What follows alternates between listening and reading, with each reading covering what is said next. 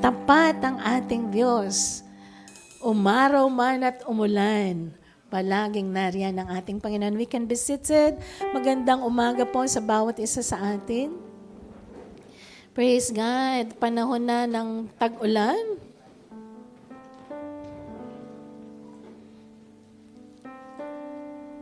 At ang Diyos ay nagpapaulan ng kanyang biyaya at pag-ibig sa ating mga buhay. Amen?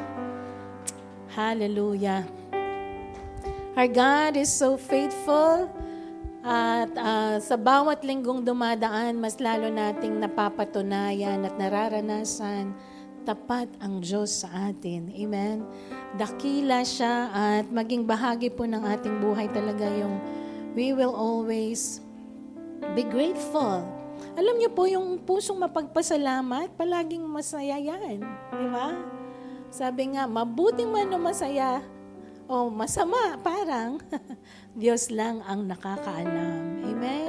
For we know that all things will work out together for good to those who love God and to those who are called according to His purpose. Praise God. Thank you, Lord. So,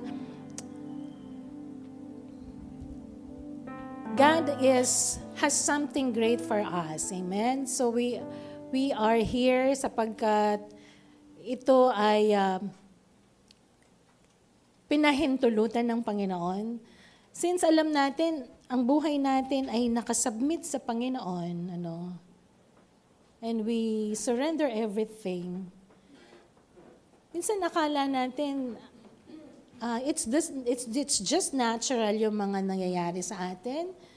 Pero pala, since we are surrendering our lives to our God, He is the Holy Spirit guides us in everything that we do.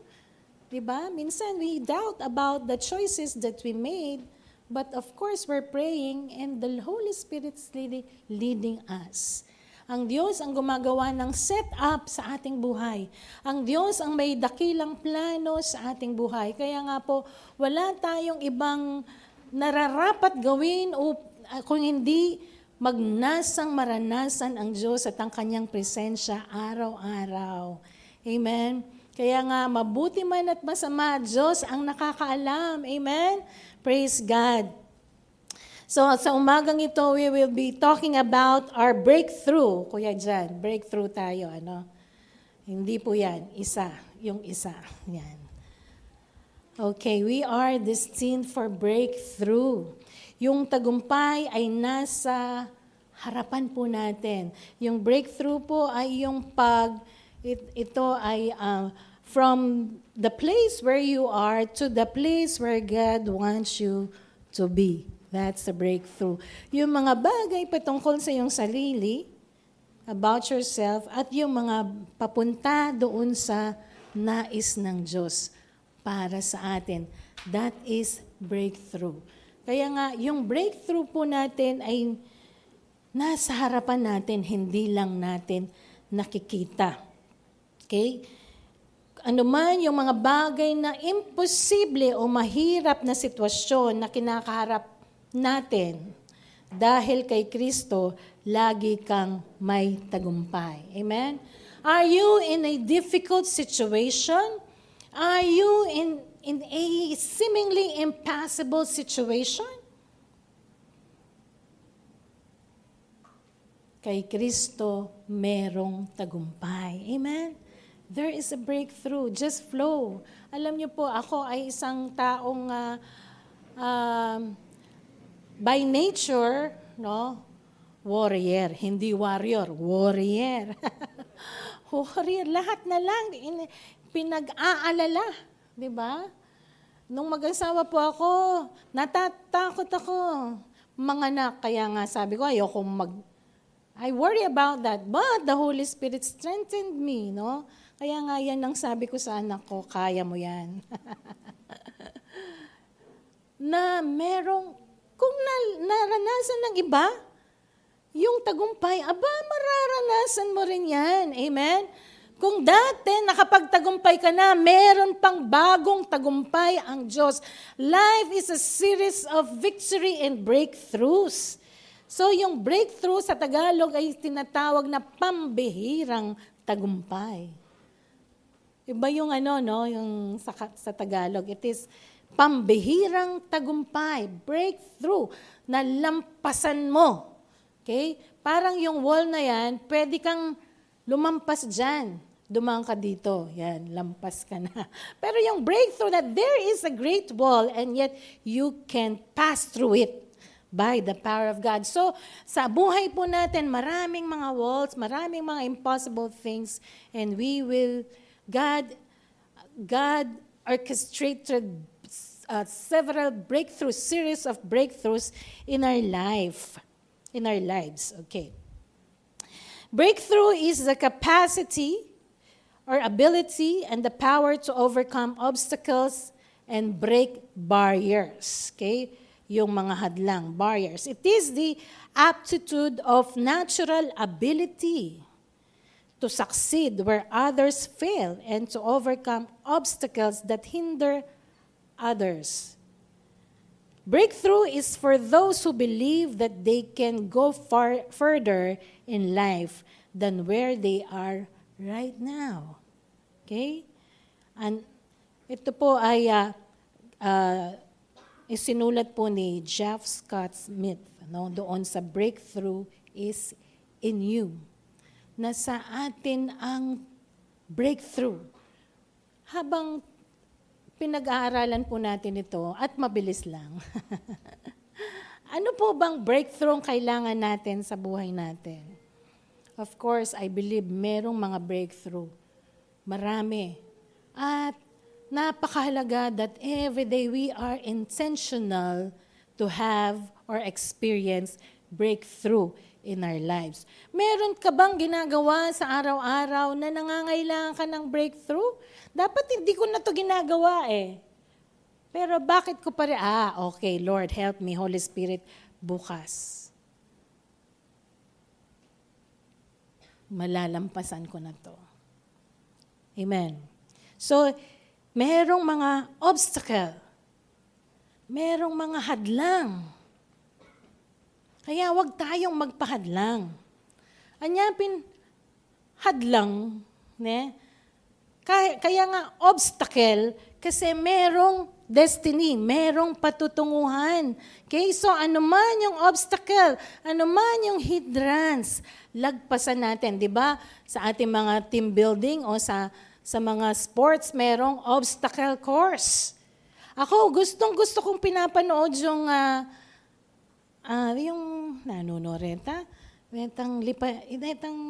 amazing, di naman amazing race, yung naglilipat-lipat sila, may tumutulay sila, tapos mahuhulog sila, aakyat sila, sampalang makayan.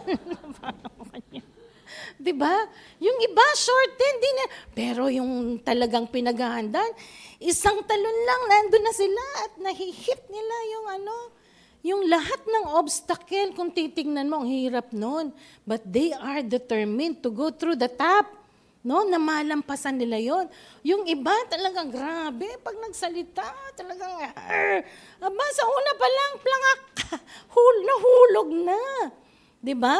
Pero nag-uulit-ulit sila hanggang sa malampasan nila at makamit nila yung kanilang breakthrough. Alam ba natin kung paano tayo makakaranas ng breakthrough? Breakthrough. Paano natin mararanasan yung breakthrough? Before our breakthrough, there are a series of obstacles or hindrances that are seemingly parang hindi na pwede. Parang hindi mo kakayanin. Parang hanggang doon ka na lang. Okay? Hanggang doon ka na lang. Kanina may kausap kami ni Bishop, sabi niya, nag-NCLEX siya. So meron na naman. Sabi niya parang ayoko na nga, hindi na nga. Narinig niya po yung message. Sige nga, susubukan ko. Pang-apat ko na to. Ano lang, sabi niya, hindi ko naman sinasabing mag-a-abroad ako, pero parang meron sa akin na gusto kong itry. Sapagkat pwede akong makapagtrabaho dito through that examination pag napasa. So, minsan sabi, hindi. Though meron pong paraan ng Diyos. Minsan, yung may bagay na hindi mag-work out sa'yo kasi hindi yun plano ni Lord. Tama ba? Hindi plano ni Lord. Pero merong mga pangako at plano ang Diyos sa atin na alam natin para sa atin, pero parang nahahadlangan tayo. Napakalaga na magkaroon tayo ng buong pusong pagtitiwala sa ating Panginoon upang maranasan po natin yung breakthrough na yan. Sapagkat ang tagumpay ni Kristo doon sa krus, no, nagkaroon na tayo ng tagumpay. Amen? Because of the victory of Christ on the cross, we are already a winner. Okay, the winner na pala tayo. Di winner na tayo. Subalit ang sabi po ng Hebrews, tayo po ay mga sojourners. Tayo ay manlalakbay sa buhay pong ito na magpapatuloy tayo para personally nakikita natin at natutupad ng Diyos ang kanyang nakatakdang destiny sa bawat isa sa atin. Ang pinakapatutunguhan po ng buhay natin ay tagumpay. Amen? Tagumpay. Kaya nga, i-reflect natin sa ating mga mukha ang tagumpay ni Kristo. Amen? Kaya palagi natin chinecheck yung mukha natin. Do I reflect victory in my countenance? But anyway, alam niyo po, pag punong-puno ka ng hope sa puso mo, no? Ano man yung nangyayari, lumalabas yan. Kaya alam niyo po, palagi ko ini-encourage yung talagang magbabad tayo sa pagsambat, panalangin, sapagkat doon ay ina-assure ka na ng kapangyarihan ng Holy Spirit that our lives, it's in His hands. He has the control over our lives. Amen? Kaya nga, ano man ang mangyari, ang kalooban ng Diyos at siguradong mapapasa atin yung tagumpay. So tignan po natin itong isang pangyayari sa Genesis chapter 38 sa buhay po ng dalawang bata na nakaranas po ng hadlang, maybe. Ito po ay Genesis 38:27 to 30. Alam niyo po, ito po ay it's all about Judah, no? Sa lipi po ni Judah ay yung kanyang isang anak ay nag-asawa, ang pangalan ay Tamar. Subalit namatay ang anak niyang ito. Basahin na lang po ninyo yung buong kwento, of course, na byuda, ang customary po ng mga Israelita, yung kung namatay yung isang anak, yung isa na naman. Kaya nga doon sa Old Testament, yung 4 namatay. Kaninong asawa? Sabi doon nung mga nagtatanong kay Jesus. So, since si Judah, parang na-threatened siya kay Tamar, pinauwi si Tamar sa kanyang lugar na parang ayaw niyang i-fulfill yung responsibility ng isa niyang anak na ipakasal kay Tamar. So si Tamar po ay pinauwi niya. So there is something in the heart of Tamar na kailangan gawin din po ni Judah, subalit parang nalamangan siya, hindi yun ginawa, pinauwi siya as a widow. So he will die as a widow. Kaya nga, nagkaroon ng pagpaplano si Tamar na matuloy sa buhay niya yung lahi ni Juda. So ang ginawa po ni Tamar, nag-disguise po siyang isang patutot or hostess, Doon sa daraanan po ni Juda, doon po siya nagpwesto at kanyang ginreach si Juda at of course, nagkaroon ng service, personal service. At bilang kabayaran, somehow, ang sabi niya ay maiwan na lang yung kanyang signet ring at kanyang tungkod. At parang ganun lang kay Judah. It's just a woman na nadaanan niya. So, balit dumating yung panahon, nagbuntis po siya, okay? Nagbuntis siya, so hindi siya nag-aalala na hindi ma-acknowledge yung kanyang anak sapagkat nasa kanya yung mga ebidensya. Okay? Kaya nga, nabigla po si Judah. No? Nabigla siya noong ito ay ipinakita ni Tamar sa kanya. Okay, so tuloy natin ngayon sa verse 27. Nang dumating ang panahon ng kanyang panganganak, kambal ang nasa kanyang tiyan. Sa kanyang panganganak, inilabas ng isa ang kanyang kamay at hinawakan ito ng hilot. So, yan. Biglang lumabas ang kamay, hinawakan ito ng hilot at tinalian sa kamay ng isang pulang sinulid na sinasabing ito ang unang lumabas. Siyempre, kung sino yung panganay, siya yung talagang tagapagmana. Ngunit, nang iurong niya ang kanyang kamay, ang kanyang kapatid ang biglang, shriek, lumabas. Shriek, like overtake. Okay, nag-overtake. No? Ang kanyang kapatid ang lumabas at kanyang sinabi, paano ka nakagawa ng butas para sa iyong sarili? Okay? Ini-imagine ko po ito, Natatawa lang ako. Kaya tinawag ang pangalan niyang Perez.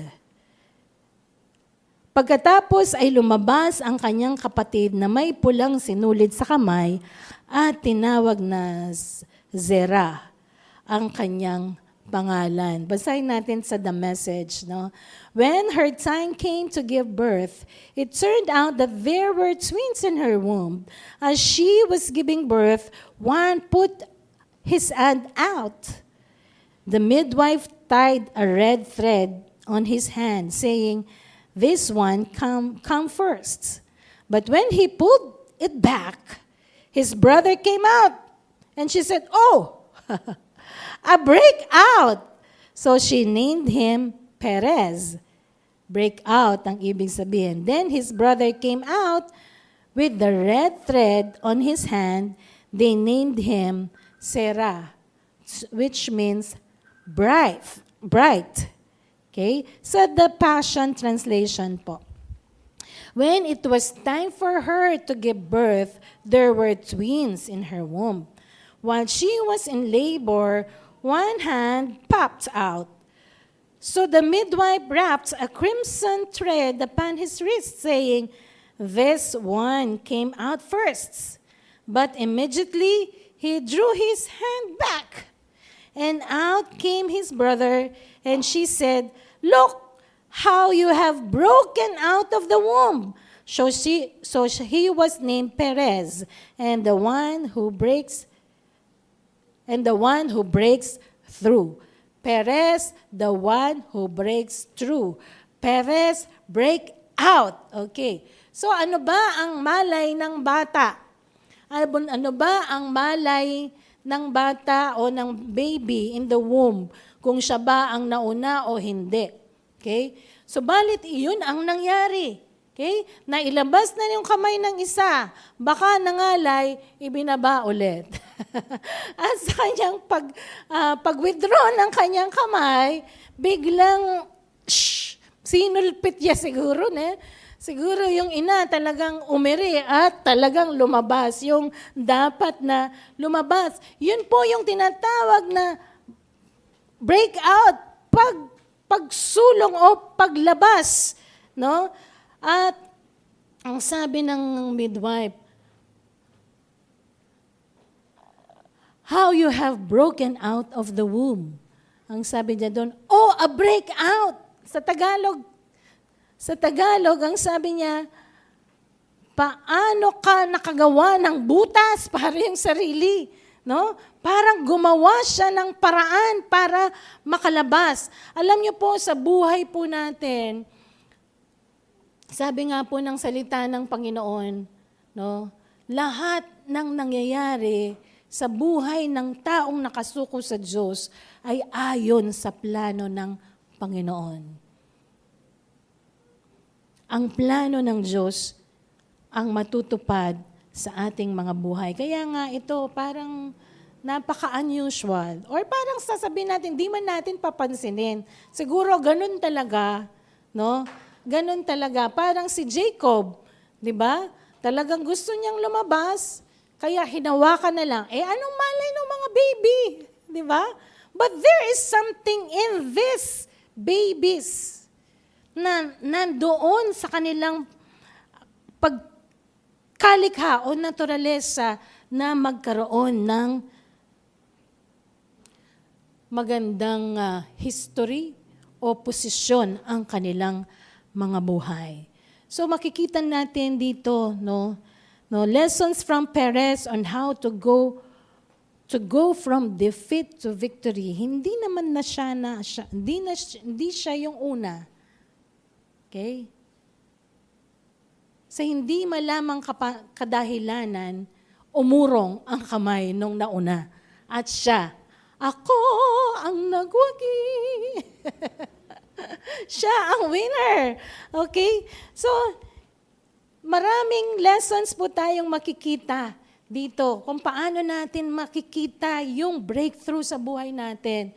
Meron tayong kanya-kanyang mga pinagdadaanan, and let us not lose hope because breakthrough comes in the way. Amen? Unang-una, hindi ibig sabihin na hindi ka napili ay talunan ka na. Okay? It's not yet the end of the world. Meron pang pagkakataon. Sapagkat hindi lahat ng tao, not all people will like you. We need to accept the reality. Hindi lahat ng tao gusto ka. Noong mga kabataan ko, madali akong ma-frustrate. Sapagkat pagkabataan ka, you want to gain favor from people. Parang ayoko yung nare-reject. Ang sakit ma-reject. Sinong naka-experience ng rejection? Masakit yun. Diba? Ang sakit yun, ang hirap. Pero, yun ang paraan ng Diyos sa kanyang paghahanda sa atin. Subalit, I've realized as I grow, as I mature, it is immaturity to think that all people will be able to like you. Diba? Hindi lahat ng tao. Kaya nga merong 25% na tao sa paligid natin, 25% hindi ka na naman nila kilala. Yun yung mga dumadaan dyan. So they don't mind about you because they don't know about you. There are also another 25% who knows you, but they don't care about you. Okay? Yun yung siguro yung mga kapitbahay mo, yung nakikita mo yan sa campus na kilala mo, but they don't care about you. Okay? Merong 25%, the people around us that they do not really like you. They do not really like us. At wag nang sumama yung loob po natin. It's just fine. Amen po.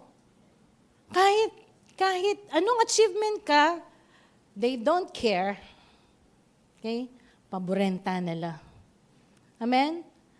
Just let them. Pabayaan lang natin yung mga taong ayaw sa atin. Alam niyo po, na-experience ko dati, merong isang sister na every time na makita niya ako, she makes face. Dati pa po ito, no? Dati pa. Maliliit pa lang yung mga anak ko. Pag nakita niya ako, yung, ganyan. No? So, hindi ko lang yun pinapansin. Pero itinuturo sa discipleship yung mga taong ayaw sa inyo, sabi, ipag-pray ninyo palagi. So, Lord, hindi ko po alam kung anong ayaw niya sa akin, pero bless mo siya, bless mo siya. Minsan, nandun ako sa bahay ng isang kapatiran, tuwang-tuwa siyang pumasok. Ay, sabi niya, may dala siyang napakaganda signature na bag. Sabi niya, ay, ganito, ganyan. Sabi niya, I have gift for you. Eto, nandun ako, hindi niya ako napansin. Sabi niya, ay, ganun lang, no? Tapos punta sila ko, chu. So, hindi ko lang pinapansin, Pero awkward, di ba? Awkward. Sabi ko, Lord, bless mo po yung tao na to. Bless mo po yun siya. Ah, kahit parang medyo something in my heart na parang kinukurot yung puso ko. Pero Lord, sabi ko, ayoko pong entertain. Ayokong entertain. Siguro talagang she doesn't like me, pero it's fine, it's fine.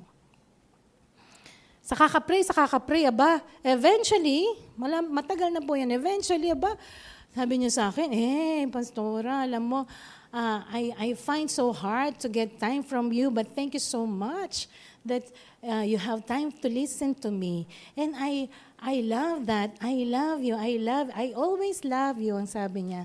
I love you din po, ang sabi kong ganun. So sabi ko, aba Lord, you can heal pala yung mind ng tao. Pero talagang merong taong ayaw lang sa'yo.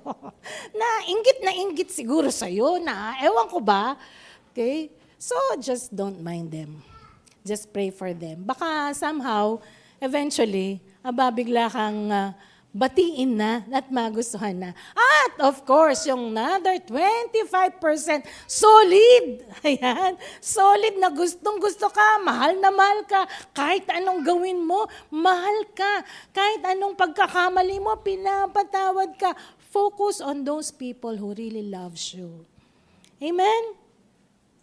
Eventually, as you go along, yung percentage na yan, lumalaki. Ibig ko sabihin, nagkakaroon ng breakthrough sa buhay natin. Magkaroon muna ng breakthrough sa ating mindset. Okay? Huwag nating tignang failure yung rejection. Huwag nating tignang failure as per se yung failure kung hindi God's direction sa buhay po natin. Some will make it difficult for you. Itang pakasakit-sakit na pa. Yung isa, ganito lang. Nung nasa DepEd ako, sir, sabi ko, sir, ito po, branch po kami ng Maine.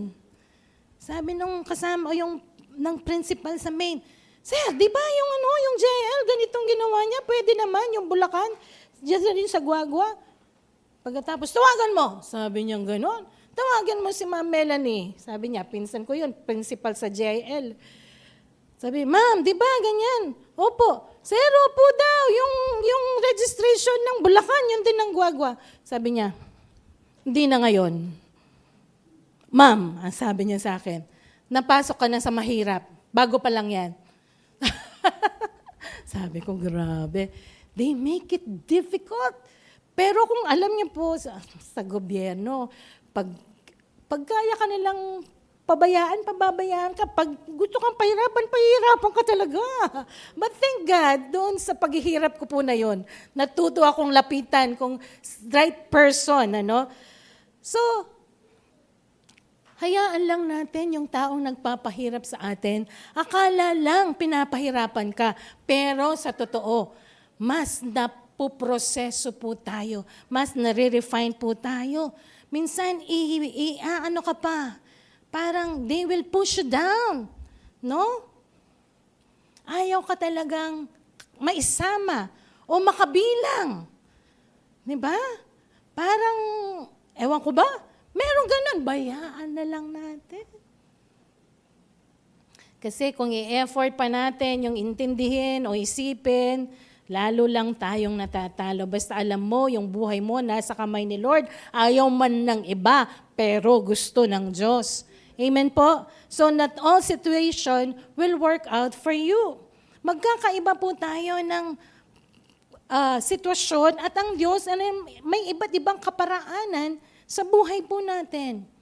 Kung yung ginawa ng iba effective, minsan kung hindi naging effective, hindi talaga yon ang way ng Lord para sa atin. Okay? And we need to have faith. Yung talagang pagtitiwala sa Diyos, hindi sa sarili. Alam niyo po, yung mga sitwasyon sa buhay natin, lalo na kung gusto nating makaranas, grabe. Grabe yung mga nararanasan kong breakthrough sa Panginoon. No? Pag talagang nagtiwala ka at nagpursige, wow, what a joy. What a breakthrough. You need to know what's yours. Kung yung iba, ito yung ngayon, no, we are really focusing doon sa kaloob ng Diyos sa atin. Ano? Kung hindi yan ang kaloob ng Diyos sa iyo, wag nating ipilit. Maaring ito talaga, you are made up for this kind of gifting or talent or success or life. Okay? So, we need to fight. We need to fight. Hindi yung makipagboxingan, ano? Kung hindi, isulong lang natin kung ano ang nais ng Diyos. You need to be resilient to break out. Alam niyo po, yung pagiging isang ina is an example of resilience, lalo na 5 ang anak mo. Meron akong kaibigan, 2 yung anak niya. No? Sabi ko, ba't hindi mo dagdagan yung, ayoko, sabi niya. Ba't hindi mo dagdagan, 2 lang? Sabi ko, ay, mapupuyat ka, magaganito ka, tapos ganito. Ay, ayaw ko yung mapupuyat. Okay. Yung, you are doing things by God's grace. Amen? Biyaya naman po talaga lahat ng Panginoon. Amen? Kaya nga, tayo mga Pilipino, we are well known of resilience. Ano man yung mga unfortunate things that happen in our lives, na bankrupt dito, na bankrupt doon, tuloy ka pa rin, sige ka pa rin, nasunog o nawala, nalahar o nabaha, you still emerge victorious because of God's grace. Amen? Tayo po dito sa lugar na to, pinagtagpo-tagpo tayo ng Panginoon dahil sa iba't ibang sitwasyon na ating nalampasan sa buhay. And there is more to come. Amen po. Because Sarah was declared first, but Perez found a way to break out. So si Perez, he experienced that supernatural. I can say it's supernatural will of God na siya talaga ang lumabas.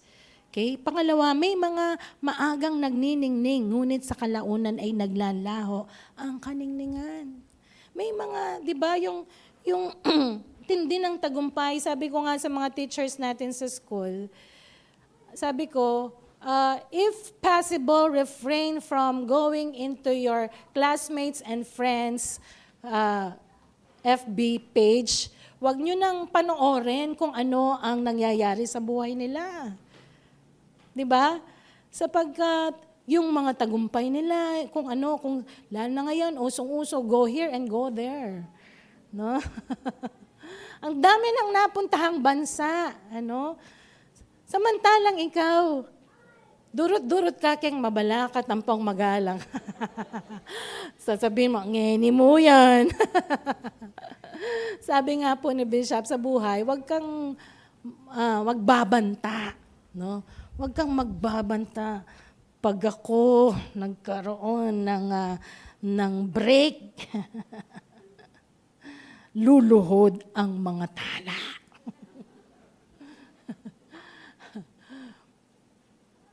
May hayaan lang natin kung yung iba'y nandoon na at ikaw ay hindi pinapansin.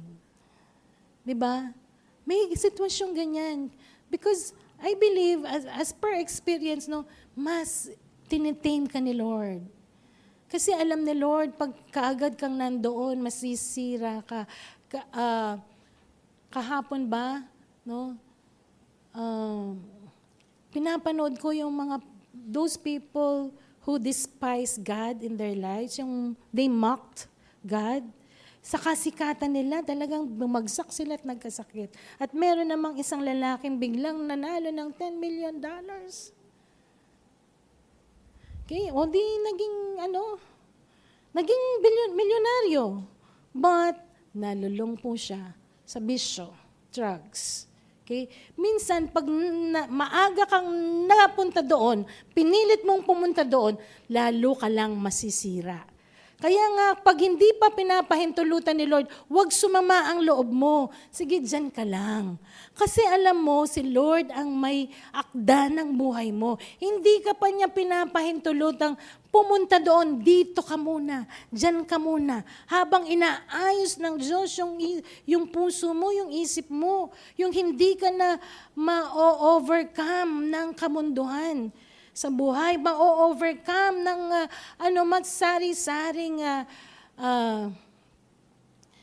worldliness and even selfishness. Mas ginagawa ng Diyos na moldable, malambot yung ating puso't isip upang madali nating ma-discern yung kaparaanan ng Diyos sa buhay po natin. Hindi ko po sinasabi na yung mga, sige, let's just watch yung personally, may mga taong nakita kang successful na successful. Eventually, wala na sila doon. May alam po ba kayong ganon? No, yung naging successful na, naging sikat na, naging kilala na, yung influence. Pero eventually, wala na. 'Di ba? Hanggang doon lang. Hanggang doon lang talaga sila. There are some who seem to always come first, but later on, they will disappear. Okay? Dati sila lahat yung nakikita mo. Pero later on, wala na sila. Okay? So wag tayong magnasang kaagad tayong nandoon. Sa anumang larangan, even in the church. Parang ako naman, ang galing-galing ko namang kumanta. Pag nag-praise and worship nga, nilalakas ko pa yung boses ko eh. Di ako naririnig. It's just an example. Pero there is something in us na, ba't ako? Ba't ako? Ba't sila? Ba't sila? Diba? Chill ka lang. Diba? Chill ka lang. Huwag kang makipagsabayan. Hindi naman ito boxing. Amen? Yung buhay po natin, we live one day at a time according to the plan of God in our lives. Amen? Yung breakthrough natin nandyan. Darating at huwag kang, alam mo yun, yung kamaliswas. Kagagagad. Nandito sa Tagalog yung gagagad. Sinong Tagalog dito? Kapampangan-tangan naman pala yan eh. O di mga Kapampangan ako mo talaga. Ay, meron po ba? Sister, Tagalog ka? Si Thea. Ay, Thea. Thea, magkwentuhan na lang tayo mamaya, no? Kagagagad, kamaliswas. King ka mo. Maghintay ka lang. Huwag kang, Thea, sa Tagalog yung gumagagad. Diyan ka lang. Don't be in a hurry. Because haste makes waste. Pangatlo, ang tao nagkakamali, pero ang Diyos hindi marunong magkamali. Maaring hindi ka nakita, but you have the potential. Nagkakamali yung tao. Pero God has another plan. Amen? Lahat tayo na-experience natin yung parang naitabi, hindi napapansin or ano. God doesn't make mistakes. He knows better. Makita natin yung buhay ng mga men and women of God in the Bible. Si Joseph. Grabe, si Joseph. Kung anong uri ng pagmamalupit ang kanyang naranasan sa buhay. Pinahintulutan ng Diyos. Di ba? Pag nandun ka sa isang pagsubok, sinasabi mo, Lord, kailangan ko bang maranasan ito? Lord, bakit? Lord, bakit? Bakit? Sana hindi na lang. Sana, sabi ko, Lord, wag na lang. Bakit ganito? Parang nakakaya, parang ganito. Pero eventually, pag nakalampasan mo na yan, pag naka-breakthrough, ganun pala. Yun pala. Yun pala ang dahilan. Amen? Number 4, ang tagumpay ay para lamang sa hindi sumusuko. Tayo po bang lahat ay mananagumpay? Tignan mo nga yung katabi mo kung mukha siyang mananagumpay. Tayo pong mga asawang babae, no? Tayo po'y mananagumpay and more than conquerors. Kaya hindi tayo susuko. Ano mang misunderstanding meron tayo, hindi ka susuko. Lalo kang magiging mapagmahal. Grabe. Yan ang purpose ni Lord, no? To make His love perfect in our hearts. Yung totoo, yung walang kaplastikan. Hindi porke provided lahat. Masaya ka, kahit wala, masaya ka pa rin. Lahat tayo merong mga bagay na hahadlang upang ibigay natin yung buong pusong paglilingkod, yung buong pusong pagmamahal. So yung hadlang, ang susi, maging porsigido tayo. Amen? Huwag tayong susuko. Huwag tayong hihinto. Breakthrough is for those who push through. Hallelujah. Hallelujah. Failure is only final if one quits. Tunay kang talunan pag tumigil ka. Huwag kang titigil. Huwag kang susuko. Amen? Kaya nga, ano man yung sitwasyon natin, kapatid, huwag kang mainggit, huwag kang magmadali, huwag kang magtampo. Pag nagtampo ka, hihinto ka na. 'Di ba? Basta pangarapin mo, eto yung magandang plano ni Lord. Wala pa ako dyan. Titindihan ko pa. Ay, ayusin ko pa, magpapakatino pa ako. Ha? Talagang magiging daluyan yung buhay ko ng talagang pagmamahal, yung totoong pagmamahal. Hallelujah. So how to experience breakthrough? Keep on keeping on. Amen? Keep on. Magpatuloy tayo, huwag tayong hihinto. Minsan parang ayaw mo na. Umuulan, ang lakas ng ulan, ang sarap magkumot-kumot, higa-higa, kape-kape sa loob ng bahay. Di ba? Pwedeng papalit. Pwedeng magmuna akong dumating. Pero you just go through it. Amen? Darating din yung time, kahit ayaw mong papalit, mapapalitan ka rin. What I mean, hanggang sa panahong talagang hinuhubog, inaayos, let's keep on keeping on. Amen? Hallelujah. Let's always find a way. Metro Bank kita. Video yun pala. Kasi Ate Barb sa Metro Bank. Find way siya pala kahit na. Video. Paano ka makakagawa? Sabi ng hilot, paano ka nakagawa ng butas sa iyong sarili? O ma'am, namalampasan mo yan. Baka nalo ka may biyasang makanyan. Ma'am, nalo kang minasenso. Bakit umasenso ka? Bakit successful ang pamilya mo? Bakit ang lalim ng pananampalataya mo? Bakit ang daming himala ng Diyos sa buhay mo? Ba't nakaka-bless ang buhay mo? Ba't ang tindi ni Lord sa buhay mo? Breakthrough. Keep on trusting God. Amen? Keep on focusing on what God wants for us. Tatlong katotohanan. In our lives, when we are truly submitted, divine help comes. Ano bang magagawa ng baby? Ano bang malay niya? Kung siya yung sinulpit niya, no? Divine help. It is His destiny. Okay? It is His destiny. Yun ang nais ng Diyos para sa Kanya.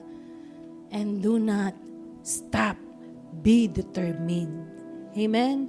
For I am persuaded, ang sabi po ni Pablo, that He will keep those, He will keep me. Paano na yun? Makanano na po ito, Pastor? For I know whom I have believed, and I am persuaded to keep that which I committed to Him against that day. Amen? He will keep that. ang Diyos ang siyang gagawa ng paraan, ang kanyang kapangyarihan. Tayo pong lahat ay tumayo. Thank you, Jesus. Maraming salamat, Panginoon. Many breakthroughs will come in our way. Your favor, your strength, your mercy and grace is upon us, O God. As we keeping on, we will not be discouraged because you are a promise keeper. Ang pangako mo sa amin, Panginoon, ay tunay na pinagpala at ganap na buhay. At habang may mga hadlang, malalampasan po naming lahat yan. By your grace, by your mercy, by the power of your Holy Spirit, Panginoon. Salamat po, Panginoon, sa oras pong ito. Ano man yung sitwasyon ng aking mga kapatid, help is in the way.